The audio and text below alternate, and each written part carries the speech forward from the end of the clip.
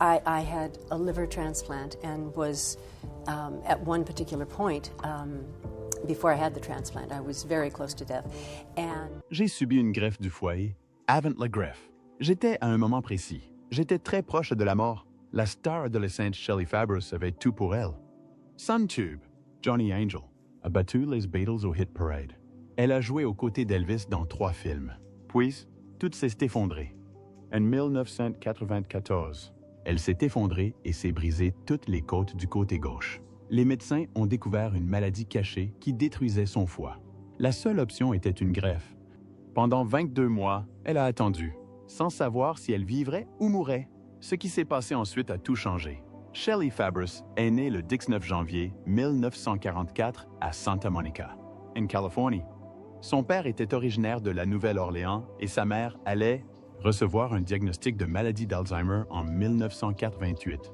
Mais la plus grande influence sur la vie de Shelley ne fut pas ses parents, mais sa tante. Nanette Fabray, star de Broadway et de la télévision, avait déjà remporté un Tony et 3 Emmy avant même que Shelley ne débute. Assister au succès de sa tante lui a donné un aperçu privilégié de ce à quoi pouvait ressembler une vie dans le show business. Cela ne ressemblait pas à un rêve. Cela semblait possible. À 3 ans, Shelley était déjà mannequin. Sa mère a décelé son potentiel et l'a mise devant la caméra en 1947. La sœur aînée de Shelley, Nanette, qu'ils appelaient Smokey, était également mannequin. Mais n'y est pas restée. Shelley, en revanche, avait quelque chose de spécial. Elle paraissait jeune pour son âge. Cela lui a permis de continuer à jouer des rôles plus jeunes, tandis que d'autres jeunes quittaient le milieu. Cela lui a donné plus de temps pour rester sous les projecteurs. À seulement 10 ans, Shelley a fait ses débuts à la télévision. C'était en 1954 et elle apparaissait dans Lettres à Loretta. Ce seul épisode ouvrit la voie.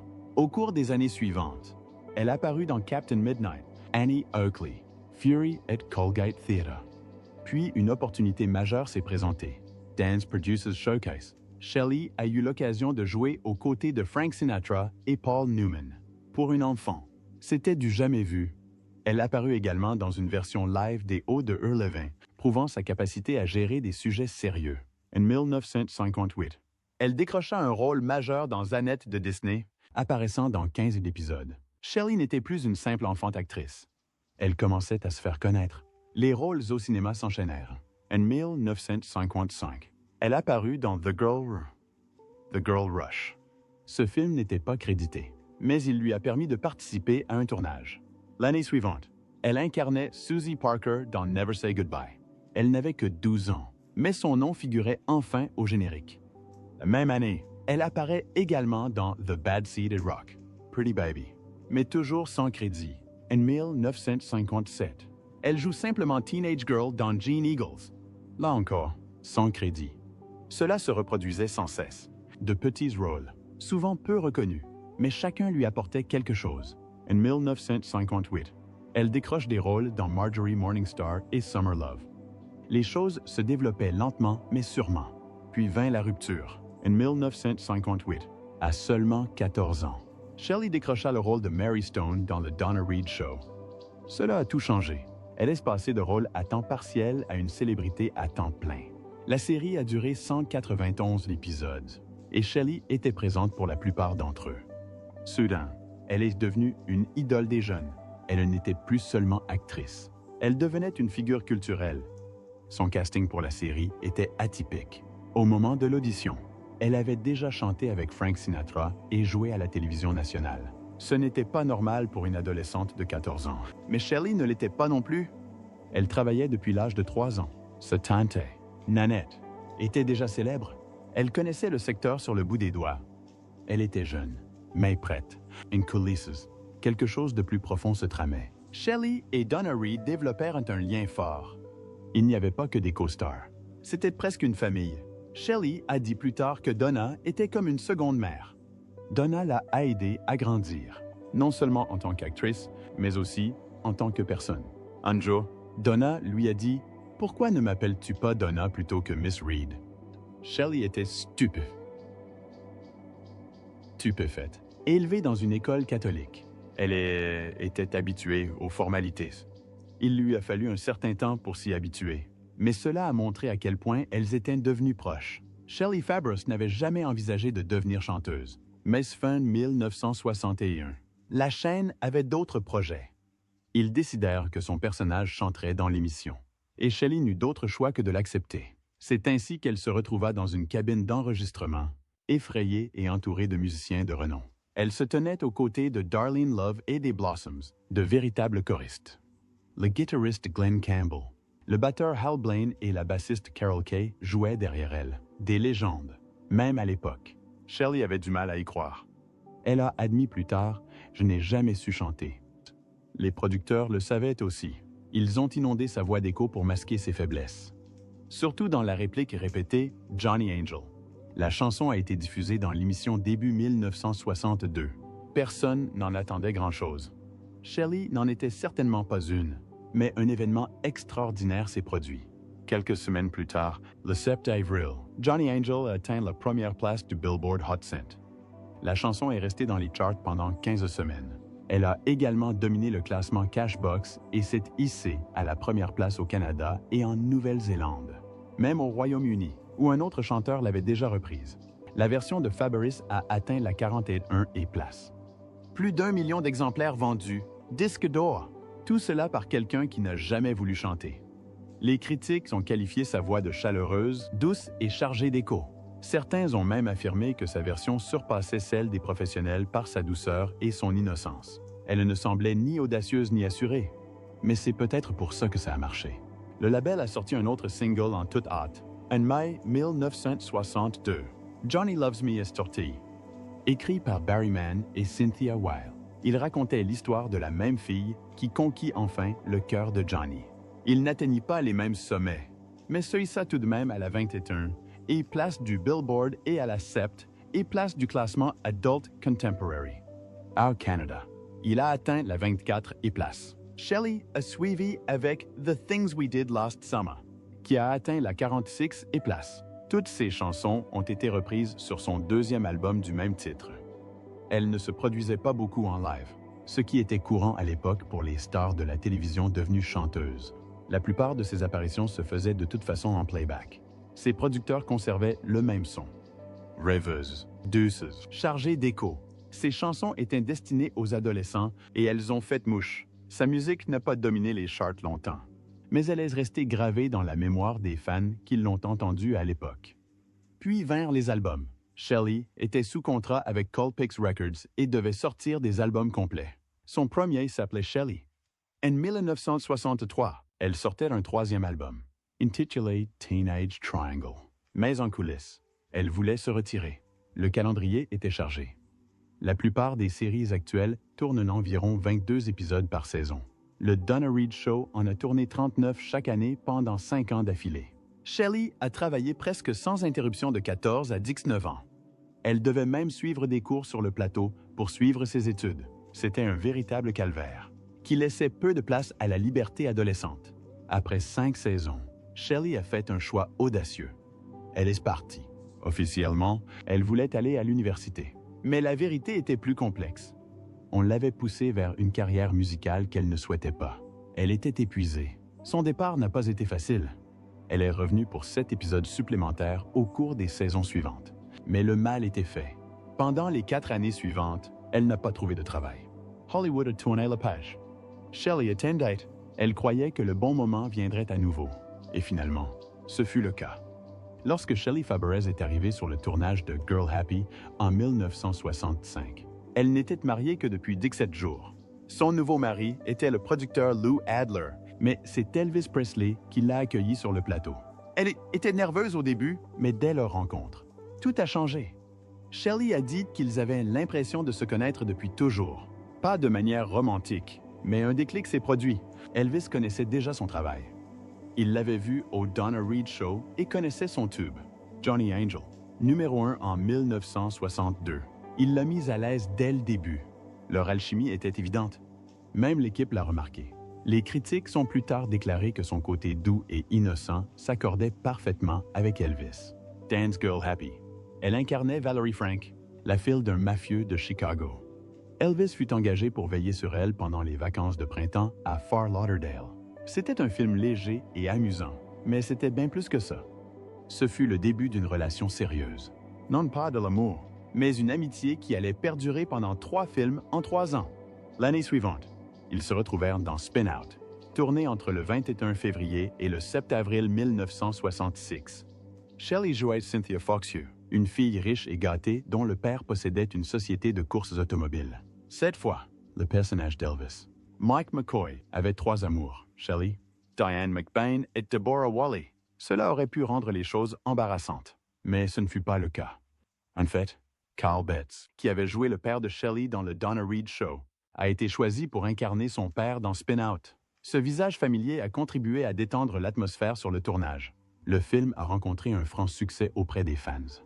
Cela s'explique en partie par l'alchimie entre Elvis et les femmes. Chacune d'elles apportait quelque chose d'unique, et aucune d'elles ne s'est évanouie à ses côtés. Elvis a reçu $750 pour le film, plus 40% des bénéfices. Ce genre d'argent démontrait à quel point son nom était encore puissant. Des membres de sa mafia de Memphis diraient plus tard que Shelley était la seule co-star capable d'égaler l'énergie d'Anne-Margaret. Ce n'était pas un mince compliment. Anne-Margaret était la favorite d'Elvis. En 1967, lorsque Clambake commença à tourner, les choses avaient changé. Elvis avait pris du poids, passant de 77 à 90 kilos. Il était contrarié par l'orientation de sa carrière. Les scénarios étaient de plus en plus mauvais, les rôles de plus en plus prévisibles. Un directeur de studio lui a ordonné de maigrir. C'est à ce moment-là qu'il a commencé à prendre des pilules amaigrissantes, qui allaient le hanter pendant des années. Sur ce tournage, Shelley n'était pas seulement une partenaire, elle était une auditrice, une confidente. Ils discutaient en privé pendant des heures, dans les caravanes et les loges. Un jour, il lui a annoncé quelque chose qu'il n'avait dit à presque personne. Il allait épouser Priscilla Beaulieu. Quand il a quitté la pièce et l'a annoncé aux autres, je lui ai dit, ils étaient stupéfaits. Beaucoup d'entre eux ne savaient même pas. Mais il avait confiance en Shelley. Clambake Makwa en tournant. La frustration d'Elvis envers le cinéma était à son comble. On l'avait comparé à James Dean autrefois, mais au lieu de rôles sérieux, il se retrouvait coincé dans des scénarios oubliables. À ce moment-là, Shelley n'était plus seulement une actrice à ses côtés. Elle comprenait l'homme, quelqu'un qui voyait les failles derrière le sourire. Malgré leur étroite collaboration, leur relation restait strictement platonique. Ce ne fut pas toujours le cas entre Elvis et ses partenaires. Le colonel Tom Parker, manager d'Elvis, encourageait souvent les fausses histoires d'amour pour vendre des billets. Cela avait fonctionné avec Anne-Margaret dans Viva Las Vegas et avait contribué à sa célébrité. Mais Shelley et Elvis n'ont pas joué à ce jeu. Elle a plus tard déclaré que leur amitié était sincère et sincère. Il n'avait pas besoin de se produire avec elle. Il n'y avait aucune pression pour flirter. Pas de gros titres à suivre. Et c'est peut-être pour cela qu'il lui faisait autant confiance.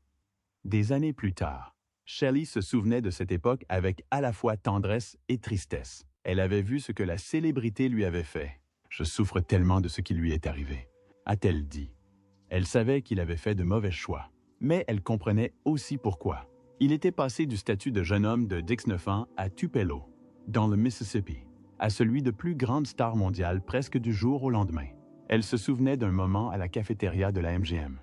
Elvis jeta un coup d'œil par la porte et toute la salle se précipita vers lui. « Qu'est-ce que ça faisait ?» demanda-t-elle. D'être ce garçon et de voir cela se reproduire 100 fois?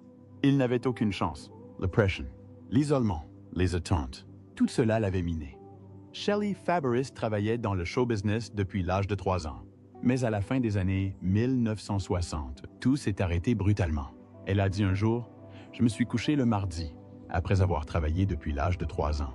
Non, je me suis levé mercredi matin et je n'ai pas travaillé pendant 4 ans. Ce n'était pas seulement une période de disette, c'était une véritable crise professionnelle. » L'image joyeuse qui l'avait autrefois rendue célèbre ne correspondait plus au temps moderne. Le public souhaitait quelque chose de plus profond et de plus sérieux. Le Vietnam, la politique et la rébellion façonnaient la culture pop. La présence douce et innocente de Shelley à l'écran n'avait aucune chance. Elle avoua plus tard qu'elle ne prenait pas de risques. Elle avait peur de se réinventer, peur d'oser. « J'aurais dû être plus agressive », dit-elle. Cette peur lui a probablement coûté de belles opportunités. Mais finalement, elle a recommencé à travailler. Lentement. Son retour a commencé par un rôle d'invité dans la série Mannix. Ce n'était pas un rôle important, mais c'était un pas en avant. Par la suite, Elle a continué à apparaître dans des séries comme The Ghost and Mrs. Muir, Daniel Boone et Medical Center. Chacun d'eux l'aida à reconstruire ce qu'elle avait failli perdre. En 1968, au beau milieu de toutes ces difficultés, elle joua dans un film intitulé A Time to Sing avec Hank Williams Jr. Le film était censé booster leurs carrières respectives, mais cela ne fonctionna pas. Shelley jouait Amy Carter et Hank Grady Dodd, un jeune agriculteur attiré par la musique contre la volonté de son oncle. L'intrigue manquait de sens et les critiques l'ont démolie. Elle a obtenu un faible 5,4 Dix sur IMDb. Un critique l'a qualifiée d'intrigue idiote, où chaque personnage prenait des décisions incohérentes. Bien que produit par Sam Katzman, auteur de nombreux films pour adolescents, ce film a été un échec. Il n'a impressionné ni le public ni la critique. Durant ces années, Shelley a accepté tous les rôles possibles. Elle a enchaîné les apparitions. On l'a vu dans Lancer, Bracken's World et Les Stagiaires. Après son rôle dans Mannix, elle est apparue dans Longstreet, McCloud, Owen Marshall, Cades County et Love, American Style. Mais malgré tous ces rôles, Hollywood la voyait toujours dans le rôle de Mary Stone, l'adolescente de la série Donna Reed. Cette image la suivait comme son ombre. Un rôle marquant lui est venu en 1974 dans The Rockford Files. Elle incarnait Jolene Hyland, l'épouse d'un escroc ayant volé plus de 4 millions de dollars. Son personnage engageait Jim Rockford pour retrouver 750 $0 de timbres rares achetés par son mari. C'était un rôle d'adulte, avec rebondissements, trahisons et intrigues criminelles. Pour une fois, Shelley n'était pas seulement une gentille fille. Elle était vive, déterminée et pleine de nuances. Cela prouvait qu'elle pouvait endosser des rôles plus matures. Mais Hollywood la maintenait toujours dans un état d'esprit. Au début des années 1980, la carrière de Shelley était toujours en plein essor. Mais sa vie en coulisses était encore plus bouleversée. Elle ne déposa pas le bilan, mais des difficultés financières laissèrent entrevoir des signes de difficultés financières. En 1983, elle décrocha un rôle dans un téléfilm intitulé Memorial Day.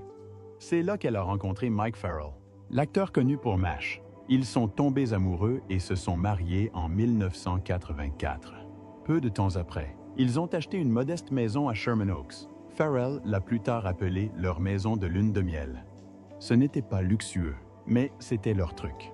Shelley Fabares ne s'attendait pas à ce que sa vie bascule lors d'une simple convention CBS en 1982.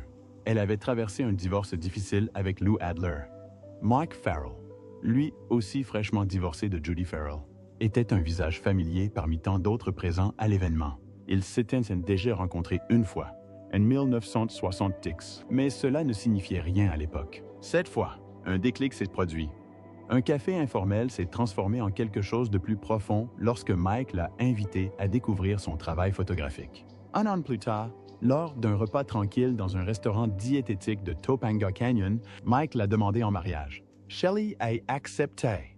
Ils se marièrent le 21 août 1984, lors d'une cérémonie intime chez sa tante, l'actrice Nanette Fabares. Les années qui suivirent furent difficiles. Toutes deux avaient des enfants de mariage précédents. Elles pensaient à leurs blessures, mais elles parvenaient à les surmonter, discrètement et sûrement. En 1989, Shelley décroche le rôle qui allait révolutionner sa carrière, celui de Kristen Armstrong dans Coach. Ce fut une victoire surprise. Près de 200 femmes avaient auditionné. Beaucoup étaient plus jeunes. Les dirigeants d'ABC ne pensaient pas qu'elle correspondait au rôle, mais le producteur Barry Kemp a insisté. Il pensait que Shelley était le parfait mélange de vivacité, d'humour et de force. Il avait raison. Au début, Coach n'a pas beaucoup attiré l'attention. Il n'était classé que 62 et Shelley a plaisanté en disant que seulement 6 personnes le regardaient. Mais ABC a ensuite déplacé sa diffusion après Roseanne. Les audiences ont grimpé en flèche. Soudain, des millions de téléspectateurs se sont mis à regarder. À l'écran, Shelley et Craig T. Nelson semblaient en faire équipe. Mais en coulisses, tout n'était pas toujours simple. Le jeu de Craig était imprévisible. Shelley préférait l'ordre. Un jour, pendant l'épisode 11, après de nombreuses reprises, ils eurent une longue conversation dans sa loge. Cela a duré 2 heures. Ils ont clarifié l'atmosphère. À partir de ce moment, leur dynamique a changé. Leur alchimie à l'écran est devenue réelle. Leurs personnages se sont mariés dans le 5e épisode de la série. Diffusé en mai 1993, le succès a suivi. Shelley a obtenu 2 nominations aux Emmy Awards en 1993 et 1994. Ce furent les seuls de sa carrière d'adulte. Pour quelqu'un qui avait commencé à jouer à 3 ans et qui avait déjà joué dans la série Donna Reed, cette reconnaissance est arrivée tardivement, mais semblait juste. La Young Artist Foundation lui a même décerné un Lifetime Achievement Award. Son œuvre la plus fière était désormais derrière elle. Mais alors que tout allait à son apogée, tout a basculé en 1994. Cette année-là, Shelley est tombée dans un trou dans le plancher de sa maison lors de travaux de rénovation. La chute lui a brisé toutes les côtes du côté gauche. Elle avait 50 ans. La douleur était insupportable. La guérison a pris des mois. Pourtant, elle a continué à travailler sur Coach. À l'époque, tout le monde pensait qu'il s'agissait d'un terrible accident. Mais le pire était à venir. Après la chute, ses médecins ont effectué des examens de routine. Ses taux d'enzymes hépatiques étaient dangereusement élevés. Personne ne savait pourquoi. D'autres examens ont suivi. Encore plus de confusion. Il a fallu des années avant que les médecins ne diagnostiquent enfin une hépatite auto-immune. Son système immunitaire attaquait son foie. Les médicaments l'ont aidé pendant un certain temps, mais les dommages persistaient. Elle se sentait constamment épuisée. Parfois, elle dormait 20 heures par jour. Son mari, Mike, était inquiet. Shelley restait forte en public, mais intérieurement, elle s'effondrait. Puis, début 1999, la crise cachée éclata. Chez elle, sans prévenir, Shelley fut victime d'une hémorragie œsophagienne massive. Les vaisseaux sanguins de sa gorge éclatèrent. Elle a été transportée d'urgence au Cedars-Sinai. Les médecins lui ont annoncé le pire. Son foie était défaillant. Les médicaments ne pouvaient plus l'aider. Seule une greffe pouvait la sauver. En avril 1999, elle fut inscrite sur la liste d'attente pour une greffe. Pendant les 22 mois qui suivirent, sa vie fut une attente. Chaque jour était incertain. Chaque fois que son beeper sonnait, elle espérait. Mais souvent, c'était une erreur. Chaque fausse alerte la détruisait. Elle s'affaiblissait. Pourtant, elle attendait. L'appel arriva peu après minuit, le 23 octobre 2000. Après 22 longs et stressants mois sur la liste d'attente pour une transplantation, Shelley Fabris entendit enfin les mots qu'elle attendait. « Nous avons votre foi ». C'était le Dr. John Veerling au téléphone. Pour Shelley et son mari, l'acteur Mike Farrell, ce moment semblait irréel. Ils avaient déjà connu plusieurs fausses alertes. Des fois, le beeper de transplantation s'était déclenché et le numéro était erroné. Chaque fois, c'était terrifiant. Shelley a dit d'un jour, « Nous pensions sincèrement mourir de stress avant même d'avoir reçu la greffe. » Quand le véritable appel est arrivé, Shelley était dans un piteux état. Elle avait du mal à rester éveillée. « Je n'avais pas mal, a-t-elle dit plus tard, mais j'étais juste tellement fatiguée. Je me réveillais assoiffée. J'essayais de me lever pour boire. Puis je me disais, non, je suis plus fatiguée que assoiffée. Et je me rendormais. À ce moment-là, elle et Mike ont compris à quel point la situation était grave. Plus de la moitié des personnes en attente d'une greffe du foie n'en bénéficient jamais à temps. Ces problèmes de santé avaient commencé des années plus tôt. Et pas de la manière attendue. En 1994, Shelley a fait une chute dans sa maison en construction. Elle s'est cassée toutes les côtes du côté gauche. Lors des examens de routine après l'accident, les médecins ont remarqué quelque chose d'étrange. Les résultats de son foie étaient hors normes. Ils ne parvenaient pas à expliquer pourquoi. Pendant des années, les médicaments ont maintenu son état stable, même si ses taux étaient encore trop élevés. Puis, début 1999, elle a été victime d'une terrible hémorragie œsophagienne. Elle a été transportée d'urgence au centre médical Cedars-Sinai. Ce fut le tournant. Les médecins lui ont dit que l'hémorragie provenait d'une insuffisance hépatique. Les médicaments ne suffisaient plus et une nouvelle hémorragie aurait pu lui être fatale. Une greffe était nécessaire pour survivre. L'opération a finalement eu lieu en octobre 2000. Cela lui a sauvé la vie. Bien que les détails exacts de l'opération ne soient pas connus, on a découvert plus tard que la cause de son insuffisance hépatique était une maladie auto-immune. Son rétablissement n'a pas été facile. Le corps ne se remet pas vite d'une opération aussi importante. Elle a dû reprendre des forces, gérer une fatigue constante et porter le poids de tout ce qu'elle avait traversé. Mike l'a aidé à surmonter cette épreuve. Shelley l'appelait sa bouée de sauvetage. « Il était là à chaque rendez-vous chez le médecin », disait-elle. « Il était à mes côtés à chaque étape du processus. » Certains mariages s'effondrent sous une telle pression. « L'est-le, non. » Il n'en est que plus fort. Shelley a déclaré plus tard, « Nous sommes devenus plus proches. Je ne sais pas comment j'aurais pu m'en sortir sans lui. » Shelley n'a jamais oublié que la greffe n'avait été possible que parce qu'une autre famille avait perdu un être cher. Elle a dit un jour qu'elle avait toujours été consciente de vivre sur du temps emprunté. L'attente avait été brutale. 22 mois remplis de peur, d'incertitude et d'espoir. Bien qu'elle n'ait pas parlé publiquement de son donneur, elle exprimait souvent sa profonde gratitude. Les greffes d'organes suscitent des émotions complexes. On est en vie, mais quelqu'un d'autre ne l'est plus. Cette réalité ne l'a jamais quittée. Le coût psychologique était également lourd. Bien que Shelley n'ait pas parlé publiquement de son syndrome de stress post-traumatique, des études montrent que 46% des patients transplantés hépatiques ressentent un stress intense après l'opération. Jusqu'à 45,8% souffrent de dépression. Nombre d'entre eux ressentent une anxiété qui persiste longtemps après la guérison des cicatrices physiques. Shelley a admis que cette expérience l'avait complètement transformée.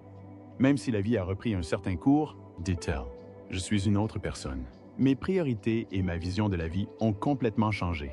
En 2003, 3 ans après sa greffe, elle avait pris du recul. Mais les souvenirs et les émotions étaient toujours là. Je suis reconnaissante d'être en vie. Je suis reconnaissante envers mes médecins. Reconnaissante pour ce que j'ai appris, a-t-elle dit. Mais surtout, je suis reconnaissante envers mon mari. Malgré toute la croissance et la force qu'elle a acquise, Shelley a été honnête quant au coût. Je ne souhaite à personne de vivre une telle expérience. Shelley Fabares n'était pas une militante à l'origine. C'était une actrice célèbre, connue pour son travail à la télévision et au cinéma. Mais tout a changé lorsque la maladie d'Alzheimer a frappé sa famille. Sa mère, Elsa, a été diagnostiquée au début des années 1980. Shelley l'ignorait au début, mais sa mère avait déjà consacré des années à faire discrètement des dons à la recherche sur la maladie d'Alzheimer. Elle avait même dit à la sœur de Shelley que si jamais elle contractait la maladie, elle préférerait se suicider. Mais lorsque les médecins ont posé le diagnostic, il était trop tard. Elle ne se souvenait plus de ce qu'elle avait dit. Elsa a lutté contre la maladie d'Alzheimer pendant 9 longues années. Elle est décédée en 1992. Cette perte a profondément affecté Shelley. Mais au lieu de se détourner, elle a transformé sa douleur en objectif. Dès 1980, avant même la mort de sa mère, elle s'était déjà engagée bénévolement pour l'association Alzheimer. Elle est restée engagée. Elle est devenue l'une de leurs porte-parole nationales. Il ne s'agissait pas seulement de sensibilisation, Shelley voulait du changement. Et elle ne s'est pas contentée de discours ou d'événements caritatifs. Elle s'est rendue directement à Washington entre 1998 et 2004. Elle a témoigné 4 fois devant le Congrès. Elle a parlé de la douleur, du besoin d'aide et de l'importance du financement de la recherche. Elle n'a pas hésité, ses mots ont eu un impact. Lors d'une audition au Sénat en 2001, le sénateur Tom Harkin a qualifié son témoignage précédent de tournant. Les chiffres le prouvent. Le budget du NIH consacré à la recherche sur la maladie d'Alzheimer est passé de 308 millions de dollars en 1996 à 520 millions de dollars en 2001. Shelley a continué à se battre. Elle a utilisé sa célébrité non pas pour la gloire, mais pour se battre pour quelque chose de plus grand. Elle a dit un jour, « J'adore être actrice. Mais avec le travail que je fais pour la maladie d'Alzheimer, j'ai le sentiment que c'est ce que je suis censé faire sur cette planète. » Et elle était sincère. Ce qui a commencé comme une tragédie familiale est devenu la mission de sa vie.